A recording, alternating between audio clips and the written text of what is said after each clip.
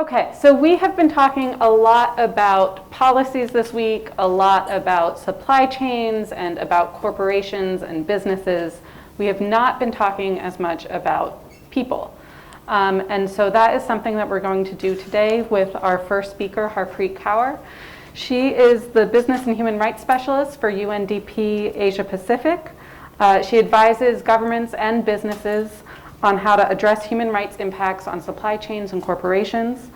So she has a lot of experience in this. She'll be getting into, as I said, human rights issues, labor issues. And so let's please give a warm welcome to Harpreet. Thank you. As Anne said, I'm not a journalist by training, so obviously I'm not going to be able to tell you how to report on these issues. But I'm here to also share a lot of experiences that we've had with businesses, that we've had with companies, and that we've had with civil society organizations and human rights defenders, and really talking about the issue that was picked up this morning on shrinking civil society space. And a lot of our work has been to support journalists, but then also civil society organization, human rights defenders. I'm from India. So I think the presentation today, it's a long presentation. I'm going to leave the presentation with you. I will not read from it, and I will not cover perhaps everything in it. But I hope it's useful for you, because especially if you are interested in policies, there is a lot of policy stuff up there. Okay, what do you see? These are some of the headlines from the news reports.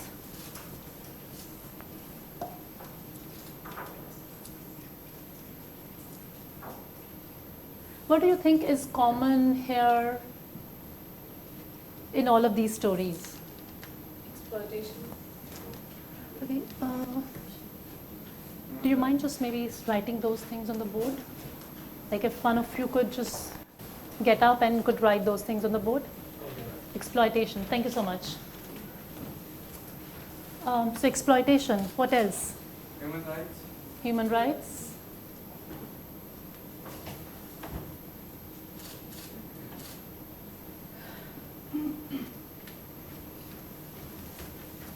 Labor rights. Violation of the labor rights. Labor rights violation.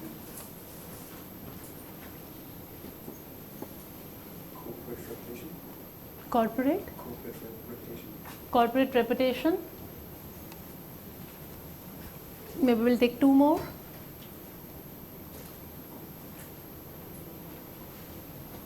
These are big companies, like big corporations.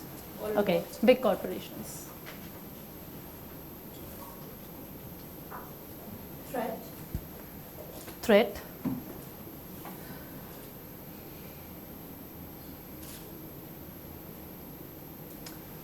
I think you pretty much sort of captured what's being covered here. It's about businesses, businesses' impact on human rights, businesses' impact on labor rights, but also it talks about supply chains.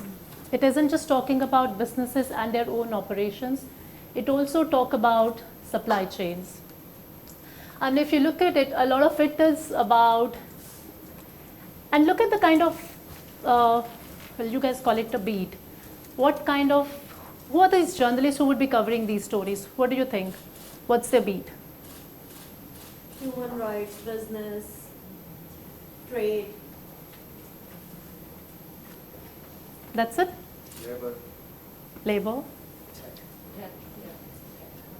Okay, except tech, you put in a lot of categories in like the social development space, right? I wouldn't obviously perhaps know the technical terms, but I'm sure you can help me with that, right? But a lot of these beats that you've said, you're mentioning people or journalists who would cover what we call as a social affairs story, at least in our part of the world. It actually is not true. This is being covered by sports journalists, by fashion, by technology, and essentially, whether you're covering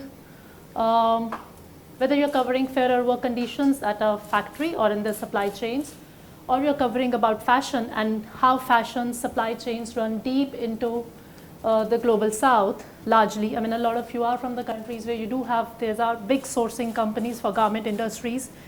But also, or is it about, businesses really manipulating and dodging taxes?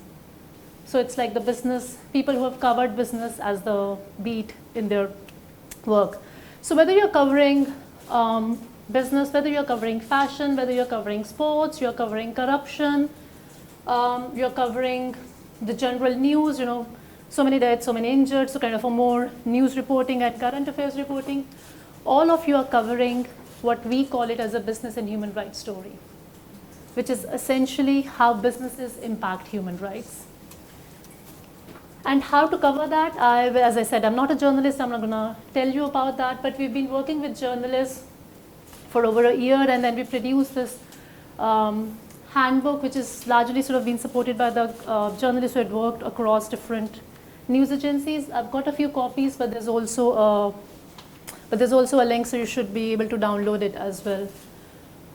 Essentially, okay, so what we would cover today in the session, we're going to talk about trade and human rights, the contours of relationship. We would cover labor rights within that. Actually, on my slides today, there are not individual cross-cutting themes as gender and environment, but I'm going to bring that here, and I'm sure you've had some, and as I understand, looking at the agenda, there were sessions on environment and climate change largely, so you should have also heard about that. We're going to talk about, I'm going to give a very, very brief introduction on human rights, just so that you know what are the key terms. The corporate accountability, or business and human rights as we call it. I will introduce what's the most global standard authoritative framework on holding businesses accountable on human rights.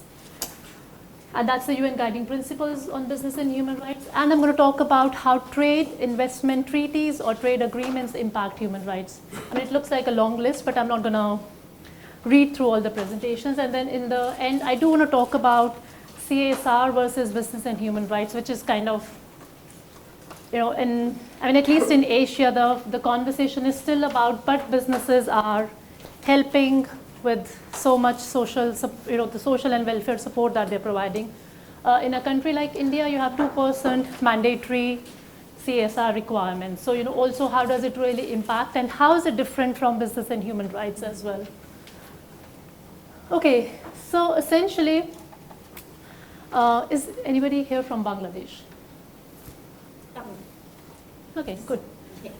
You saw Savar Ghazipur. So I'm going to talk about how some trade agreements in Savar Ghazipur, which is in Bangladesh, and maquiladoras of Mexico's changed life. There was this multi-fiber Bangladesh when it got its independence in the 70s. It was really trying to survive and come out of this situation where it's a war-torn country, and it just kind of got independence, and trying to really get better and trying to create economic independence for themselves. It was also the time when the World Trade Organization introduced what's known as multi-fiber agreement. It was a multi-fiber agreement of the WTO that addressed how developing countries would import and export the garments and textiles to the developed countries, and it set some quotas. Bangladesh, it was kind of not life-changing, it was kind of a big moment for Bangladesh, because that's when Bangladesh started its garment industries in the country. It started somewhere around 1974, 1978 is when they really got into the business. The country grew, I think now they're exporting about $28 billion just with the textile industry. Workplace issues. I mean, what also happened is the economy started growing. People had better standards of life, more affordable goods and services. Women in Bangladesh, and I think that's where you bring also the gender element into it. Women in Bangladesh suddenly got financial independence. They were working, they were out, they were allowed is because they still had to seek permissions from the family, but they were at least out there, being able to make a living for themselves. Still not been able to decide on what the money would be spent on, but at least it was the money that was spent on the children and the education, and it's starting showing signs of progress. Similarly, the North American Free Trade Agreement between Mexico and US, maquiladora, where you started having lots of garment factories in North Mexico, exactly same situation. The countries grew and it was just like really, really good. So trades impact human rights in many, many ways. It could have positive impact as well as negative. I mean, we talked about how it could increase the GDPs of the countries, provide income opportunities, better health, better life, but also it could, but essentially, what does trades do? It essentially asks for deregulation as well as weakening labor laws, weakening unions, and inferior environmental standards. And many of you perhaps would have even covered these kind of stories during COVID, or sort of what we call as a COVID recovery phase, is like where the countries are now sort of looking at lowering down their both human rights, labor rights, and environmental standards and requirements, including impact assessments, because now the businesses need to flourish because of the impact that the COVID had. Who gets impacted in the end? Labor. Who else? The families. The families, labor, the families, country's economy. But that's what they say, the trade agreements and the free trade agreements are largely good for the country's economy. I mean, that's the justification that we have. It's going to impact how not just they can survive, but also their families. If you're going to give them lower wages, they're not going to be able to feed their children better, so not nutritious food, which affects their growth and development, but also education, which is also not cheap, because at many of these places, your public schools are not as good. And of course, I mean, and we're going to talk about the privatization of services and how does that impact human rights as well.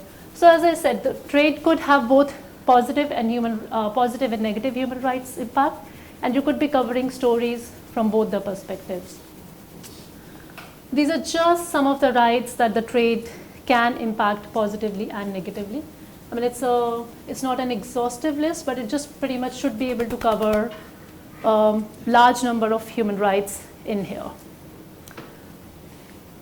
Okay, because we're talking about human rights. What are human rights?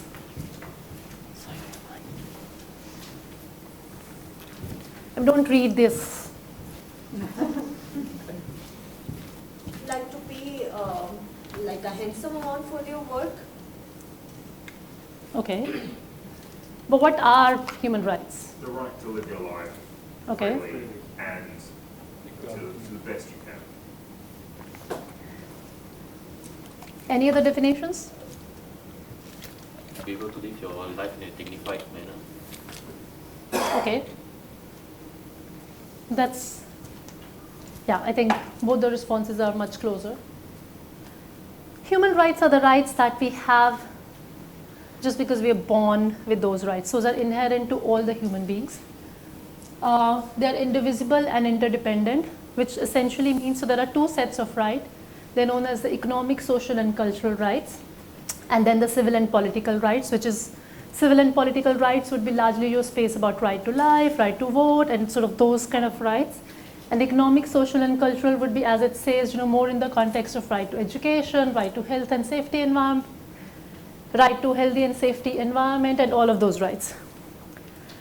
What does indivisible and interdependent mean? If you take away the civil and political rights, people are not going to be able to enjoy the economic, social, and cultural rights. So they're both interconnected and interdependent, and vice versa. Article 1 and Article 2, and I'll talk about Universal Declaration of Human Rights in a bit, but Article 1 and 2 really focuses on equality and non-discrimination. And if you look at the Universal Declaration of Human Rights, which is the cornerstone of the international human rights, non-discrimination runs through it, and it's actually the next slide, and it's been codified in the covenants, both on the civil and political rights, as well as covenant for economic, social, and cultural rights, and a lot of other international human rights standards. When countries ratify and sign on to these international standards, so all the UN Human Rights Council members have committed to respect human rights under these two covenants, and your domestic laws are made under these. So your domestic laws should be in compliance with what's been said in the ICCPR and ICESCR, which is the acronyms for these two. Just going back. Universal and inalienable, nobody can take away these rights, nobody can give you these rights. These are the rights that you're born with. So to lead a life with dignity is a right that you're born with. And the governments or the businesses or anybody else cannot take them away. I mean, as I said, the Universal Declaration of Human Rights is the one that's sort of it's essentially the cornerstone of international human rights. But all of these rights have been codified into these two covenants. And then a little bit about what are labor rights. Do you think there's a difference between human rights and labor rights? Human rights is basic rights and labor rights, I guess, what are you doing? I think human rights is the umbrella and labor rights comes under it. Everybody happy with that answer? Labor right has regulation. Human rights also would be, I mean, as I said, are codified in regulations. So they would also be codified in regulations, and they would also have regulations. Labor rights and what laborers deserve against their labor, against their work, what they deserve. So Labor rights. essentially the workers' rights. Yes. Now, they are, of course, as it says, they're enshrined in the Declaration on Fundamental Principles and Right of Work, largely 4 categories. And these are pretty much non-negotiable. I mean, of course, there's a long list of rights, about wages, about time, overtime, and all of those. But I think these are really sort of the 4 categories of 4 principles and rights. It's about freedom of association and the right to collective bargaining, which, because you mentioned regulation, many countries do not allow unions to be formed. So it's not still regulated in many countries. It should have been, but it's still not regulated in many countries.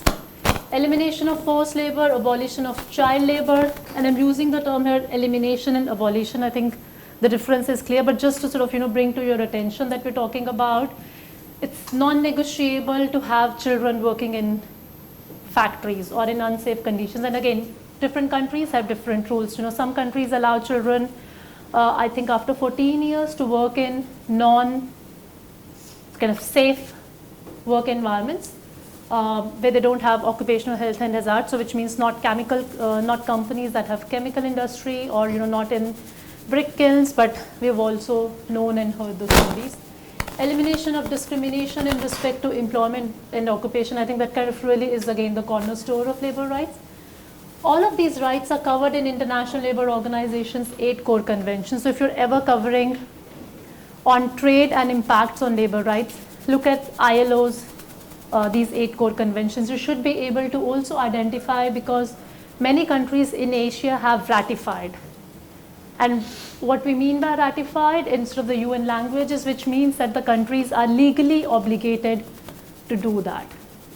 So it's not just that they're going to do this as voluntary, but if they have ratified, which means that the governments have to make laws so that people could enjoy those rights. And then therefore, of course, implement those laws as well. So there's a difference between, when we talk about it's legally binding in that sense.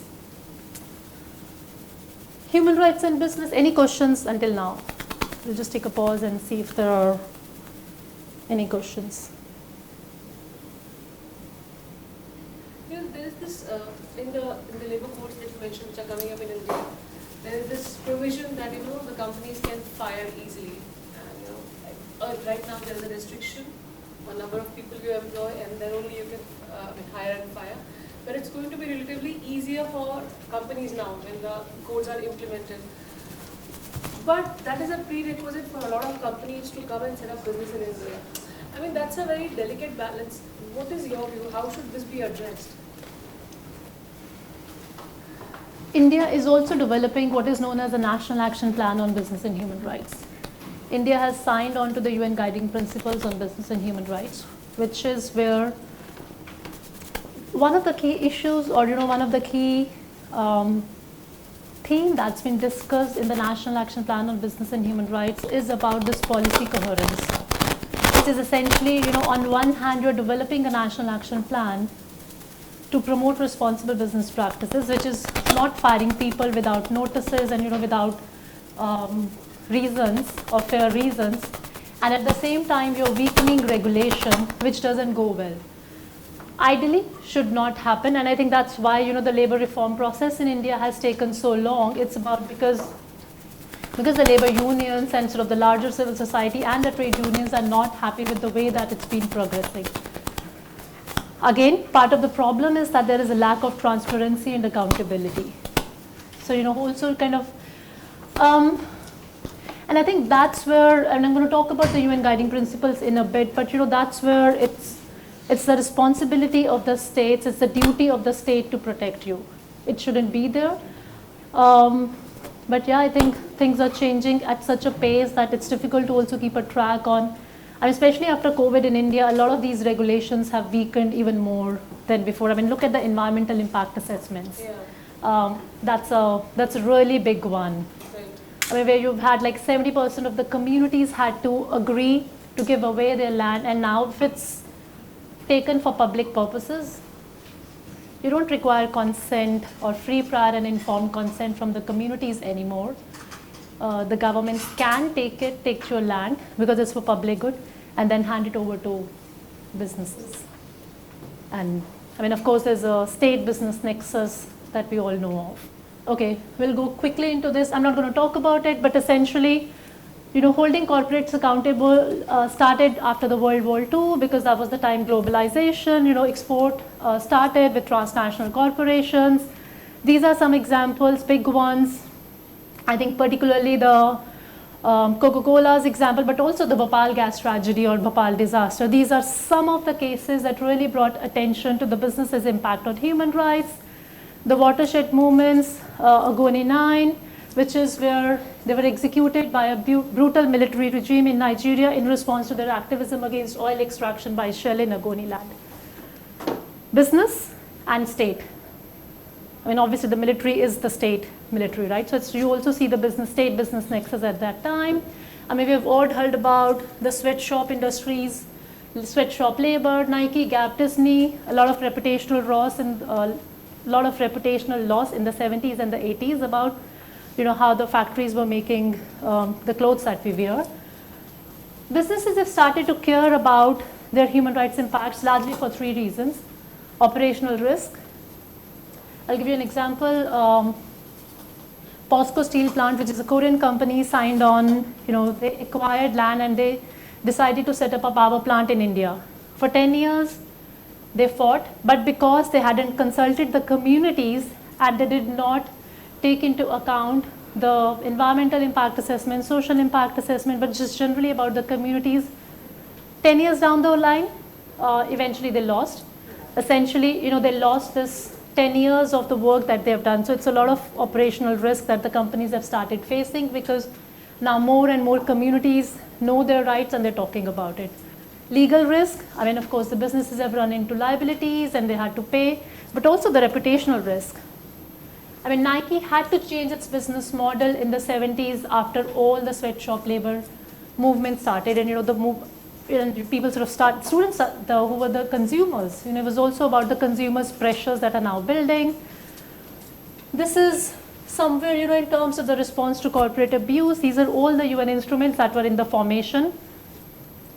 1970s, they tried, didn't work. 80s started working. But it's essentially in 2011 that the UN Human Rights Council unanimously, which means all the Human Rights Council member states, adopted what's known as the UN Guiding Principles on Business and Human Rights. And I'm not going to go in details on this, but with the handbook you should be able to find more information. There are also more resources at the end of the publication you should be able to see. But essentially, what does it say?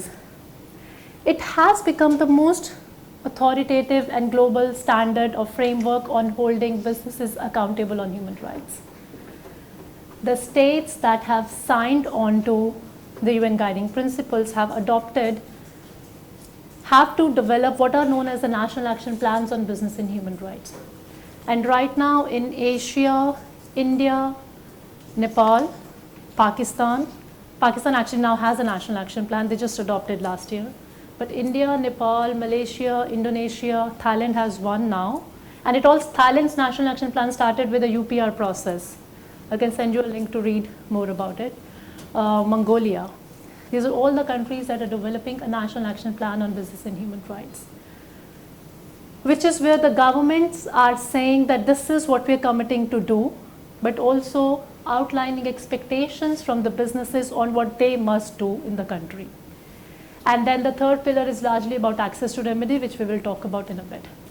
So what it is made up of? The guiding principles have 31 principles under what's known as a protect, respect, remedy framework. It essentially says, I'm going to actually use this slide. It says that the states have a duty, states is the governments, have a duty to protect human rights. Do businesses have a duty to protect human rights?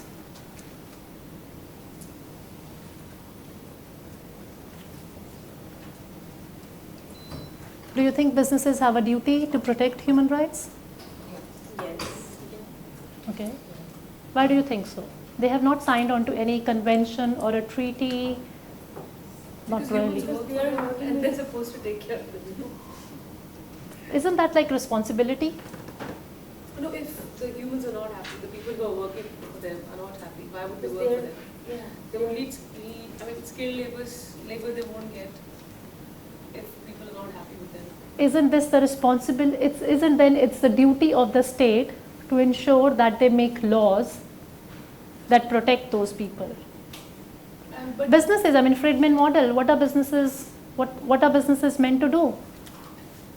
But as you said, that there's a state business nexus. Businesses still might choose to not, conform to those laws. They're meant to get profit, and for the shareholders, for their investors. But it's matter of their reputation. Okay. But that's a different thing. I'm not saying why they should. I'm saying, do they have a duty to protect? By law? Capital of business is human. So they should invest on their capital. When I say a duty to protect, it means that they are legally binded to do that. I mean, of course, compliance is a different matter, but compliance comes from the government, right? When the government makes those laws. And that was the conversation that was going on until 2010, which is about, do businesses even have and even today, the duty to protect human rights continues to lie with the state. It's your government's responsibility to ensure that the human rights are protected. What UNGPs did in 2011, they brought in what's known as a complementary responsibility for the businesses to respect human rights.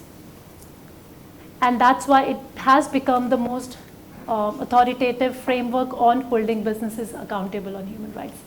It is the first time that, because it's also been signed by the governments, right? I mean, imagine the kind of lobbying that would have happened even with the businesses. But businesses have agreed that they have a responsibility to respect human rights, and for the reasons that you mentioned, the legal risk, the reputational risk as well, but also for the social license to operate. And that's what the key difference between all other human rights instruments. Businesses are not obligated. They should, but they don't have a legal duty to protect human rights. But because, I mean, of the terminologies and largely for the legal reasons, it's known as. So it essentially says that the states have a duty to protect human rights. They should protect against human rights abuses by actors, including businesses. How do they do this? By making policies, by legislation, by regulation. The second pillar, which is the respect pillar, talks about businesses have a responsibility to respect human rights throughout the value chains. So in their operations as well as their supply chains. How should they do it? The businesses should have a human rights policy. They should undertake what's known as the human rights due diligence process. There's a slide, we will not have the time to go through it today, but also undertake human rights due diligence. So all your environmental impact assessments, stakeholder consultations, all your social impact assessment would fall under human rights due diligence. and then also addressing adverse impact. So businesses in this particularly have two things. The first principle is do no harm. Businesses should do no harm to the community, to the people, to the planet. And but there are certain business models that would harm, because that's how those business models are. And when the harms have taken place, the businesses should address the adverse impact. So there should be operational level grievance mechanisms. The third pillar, which is known as the remedy pillar, it talks about when, ideally the human rights should be protected and respected. But in the cases when it doesn't happen, when there is a human rights abuse or violation, the states and the businesses must ensure that that the affected communities have access to remedies, and these could be both judicial, non-judicial, and there could be certain pressure points. And I think I want to talk a little bit about here pressure points, because that's where the media plays a big role. How do you cover your stories, and how can media and the shareholder activism has led now businesses to respond. Facebook and Myanmar is a really good example of how media's coverage has responded on ensuring that Facebook is held accountable. And I think also when the judgments or when the judicial mechanisms are going on, and there are various examples where if media had been active, it has influenced positively for communities as well. There's another big examples from Vedanta's Vedanta and Nyamgari Hills in India. There are lots and lots of examples actually in the region itself. I'm not going to talk about these in detail, but as I said, the UNGPs, okay, just going back to this. So the UNGPs pillar 1 to 10, principle 1 to 10 is all that comes under the state duty to protect. I'm not going to go through all the principles in detail, but this one, the principle 9, it says that when states are signing on to investment treaties and trade agreements, they should have adequate domestic policy space to meet the human rights obligations when pursuing business-related policy objectives, which basically means when the governments are signing trade agreements, they should ensure to respect human rights. And those agreements, the question that you asked, it should not have those provisions to abuse or provisions that could result in abuse of human rights or could result in human rights abuse. Do you think I'm using the term abuse and violation interchangeably? When you talk about states, it's human rights violation. When you talk about businesses, it's human rights abuse. Terminology, but makes a difference. So remember that. So I'm using human rights abuse when I talk about the private sector or companies, when I talk about violation, because states are in violation of their duty to protect. So trivia, but just kind of remember it. I think it's the correct terminology to use. What does it mean? So basically the UN Working Group on Business and Human Rights, who hold sort of the custodians of UNGPs, they basically say that the businesses or the governments should create innovative trade policy and bring together trade and investment actors to set principles and create blah, blah, blah. So read this. But what does it mean? It means that when the UNGPs came in, and that's what happened, but obviously the process has been undergoing for a long period. But what it has resulted in a new generation of domestic laws, which are essentially now mandatory. And I said law. So there is a mandatory requirement for businesses to work on that. So for example, the French duty of vigilance law, the German Supply Chain Act, and there's a new EU's Corporate Sustainability Due Diligence Directive. Have a look at that. What does it really mean for people? So essentially what all started with the CSR and businesses should do good because it's a good thing to do, or it's not because it's just the right thing to do, but because it's a good thing to do, businesses will and should feel good about it. And there were more reporting, so it was all very, very voluntary environment. Actually, globally, the world is moving towards, there's a legislative tide. So a lot of countries are coming up with new legislations. EU is come up with a new, it's in the process, they've given the directive. But essentially what's happening is all the EU members companies have to ensure that human rights are not abused even within their supply chains. So when you look at this, any of these regulations or the regulations on the right-hand side, what it does, it basically says that the businesses have to be transparent about the supply chains. There are mandatory requirements for companies now for non-financial disclosure. And I'm sure you've heard about ESG and sort of really the bandwagon around ESG and how it could be a big tool. But nobody is really talking about the S, which is the human rights of ESG. So, that's another, maybe for another session. But what it does require the companies to do is to ensure that the human rights are respected, not just in my operations, but also in my supply chains. I mean, it's moving towards that mandatory due diligence processes. So there are no more voluntary requirements. But I think that's what I wanted to really bring together in terms of, how trade is going to be impacted. So now, Bangladeshi suppliers or any other suppliers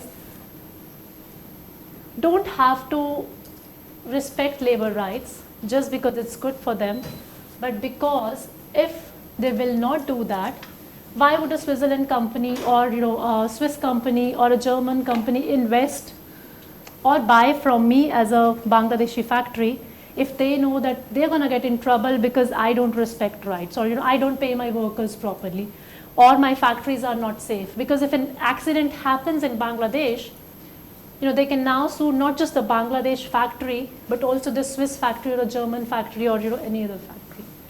So the Rana plazas are hopefully less likely to happen now. But also, I think honestly, end of the day, it all comes down to purchasing practices. If the brands would have paid, I think some 40 cents extra per piece, they could have afforded the cost of keeping those factories safe.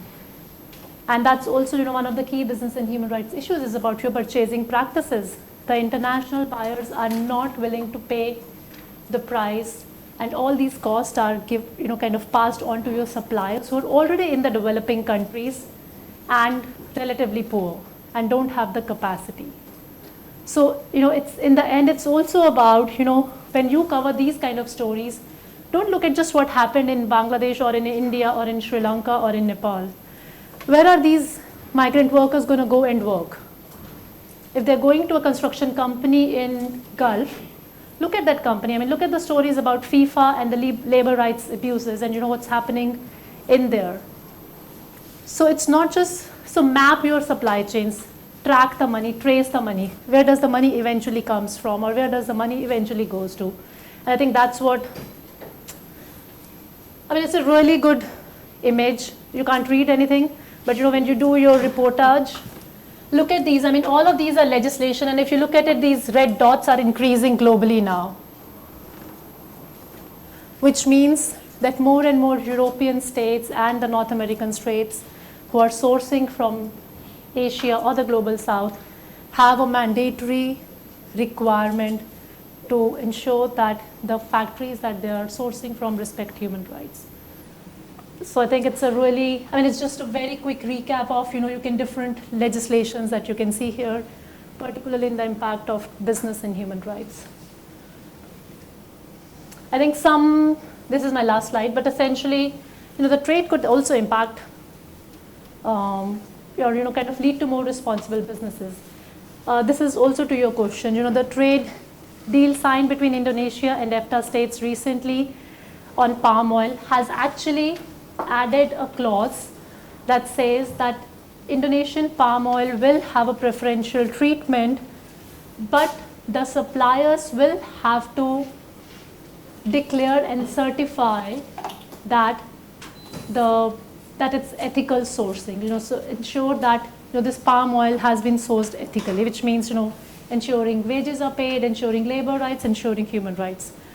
EU has what's known as trade and sustainable agreements, chapters within their deals. It's not been implemented as much. That's a problem. But more and more deals, if you look at this again, this is again one of the big examples, some of the examples where trade deals where basically these investment treaties and agreements have started incorporating clauses to ensure that businesses respect for human rights and that the countries will get a preferential treatment if they respect human rights. So it's becoming more and more legislated. I mean, of course, a lot of these trade agreements still lacks transparency, but there are some really good examples where you can go and check out how these trade agreements now following human rights course. And some of these are really good examples in terms of, which could also be your comparisons. I mean, particularly this US, Mexico, Canada agreement. This is called it's been renegotiated, but this is the one NAFTA, which is the one that started the garment factories in Mexico, North Mexico. So it was the one that started with NAFTA, that started with those situations, is now being renegotiated with actually a remedy, rapid response mechanisms. So when these agreements are negotiated, they're also becoming much better. So I think I'm going to leave that with slide. I'm going to leave this slide with, the slide deck with you. Should be able to cover, you should be able to get details of what all we talked briefly about. I'm sorry we didn't have enough time. And we generally do this training itself over 3 days, and therefore I had to just rush. But I hope at least, just in terms of, giving you those terms and terminologies, I hope it was useful. Harpreet, I'm so glad that you were able to condense your longer workshop into this presentation, because we were, as you can tell from the questions, that everyone was really interested in this topic. So let's give Harpreet a hand for doing this.